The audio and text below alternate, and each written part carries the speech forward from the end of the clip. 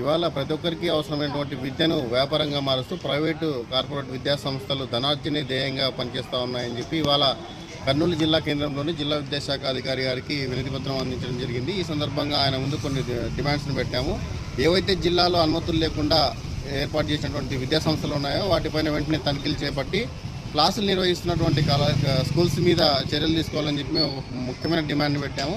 అదేవిధంగా జిల్లాలోని private schools అన్నీ కూడా ఇష్టానుసారంగా ఫీజు వసూలు చేస్తూ విద్యార్థుల నుంచి తల్లిదండ్రుల నుంచి బుక్స్ కొనాలని, యూనిఫామ్స్ కొనాలని, షూస్ లాంటివి కొనాలని ఒత్తిడి తీసుకొస్తుండడం కూడా దృష్టికి తీసుకెళ్లడం జరిగింది. కాబట్టి జిల్లా యంత్రాంగం వెంటనే స్పందించి ఇప్పుడు ఈ పర్మిషన్ లేని స్కూల్స్ కావచ్చు, బుక్స్ అమ్ముతున్నటువంటి పాఠశాలలు కావచ్చు, అధిక ఫీజులు వసూలు చేస్తున్నటువంటి పాఠశాలలు కావచ్చు, వీటన్నిటి మీద కూడా చర్యలు తీసుకునేందుకు తక్షణ చర్యలు తీసుకుంటామని చెప్పి విద్యాశాఖ అధికారులు తెలియజేశారు.